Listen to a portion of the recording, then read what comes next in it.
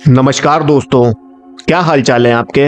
एक रिक्शा चलाने वाला, फिर ऑटो चलाता है, फिर शराब की तस्करी करता है, फिर बनता है सीरियल किलर।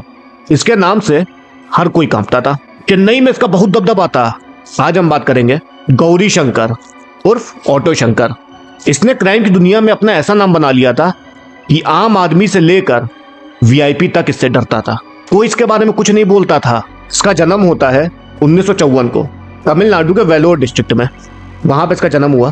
अब ये धीरे धीरे बड़ा होता है। इसको लगा कि रोजगार के लिए कुछ ना कुछ तो करना पड़ेगा, तो इसने सोचा चलो मैं चलता हूँ चेन्नई। ये आता है चेन्नई। इसको पेंटिंग का शौक, इसको डांस का शौक, इसको फिल्में देखने का शौक और शराब का भी शौक था। चेन्नई चला आता है ये, और 1 साल के अंदर अंदर ये क्राइम की दुनिया का एक बड़ा नाम बन चुका था। ऑटो शंकर पेरियार नगर में आता है और वो वहां पे पेंटिंग का काम शुरू करता है। और ये 80 का दशक था। तभी तमिलनाडु सरकार ने शराब पर बैन लगा दिया कि अब कोई शराब नहीं बेचेगा, ना शराब कोई पिएगा। इसके बाद ऑटो शंकर को लगा कि इसमें बड़ा मुनाफा है, तो वो गैर कानूनी तरीके से शराब की तस्करी करने लगा और उसने पेंटिंग का काम छोड़ दिया था और वो ऑटो चलाने लगा था।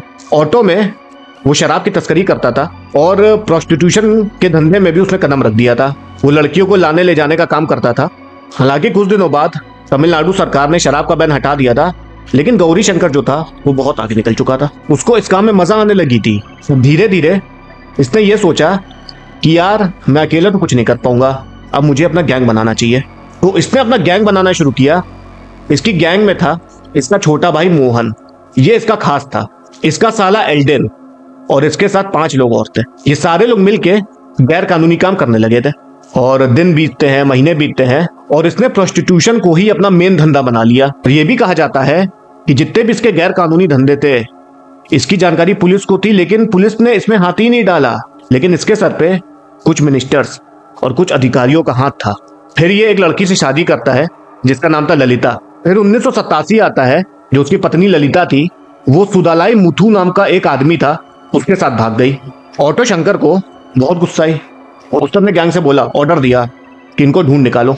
इनकी गैंग ने इन दोनों को ढूंढ निकाला। इसने ललिता की हत्या कर दी और उसको जमीन में दफना दिया, और जो उसका साथी था उसको जिंदा जला दिया, और जो उसकी अस्थियां थी उसको समंदर में फेंक दिया। उसी साल 3 और लोगों की शंकर की गैंग ने हत्या कर दी और पेरियार नगर में ही दफना दिया था। 1988 आता है। सबको लगा इतनी हत्याएं हो रही हैं, इसके पीछे हाथ किसका है।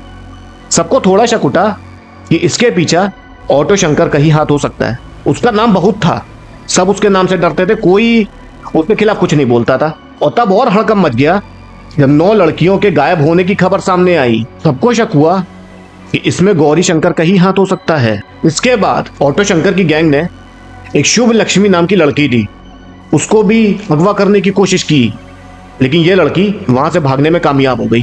फिर ये लड़की पुलिस स्टेशन जाती है और वहां पे कंप्लेन लिखाती है।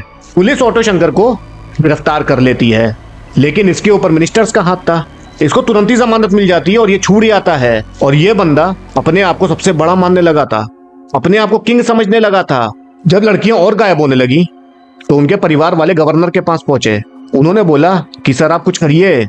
गवर्नर ने तुरंत ऑर्डर दिया कि देखो क्या मैटर है, इसके पीछे जो भी है उसको पकड़ो।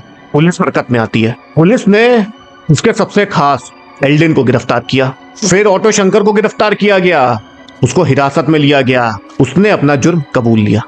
पुलिस ने कहा कि बताओ तुमने किसको किसको मारा है और कहां कहां मारा है। तो ऑटो शंकर ने बताना शुरू किया और पुलिस ऑटो शंकर के साथ पेरियार नगर पहुंचती है और वहां से 5 लाशें बरामद करती है। फिर ऑटो शंकर को मद्रास सेंट्रल जेल भेज दिया जाता है, जहां से 1990 में वो वहां से भाग निकलता है।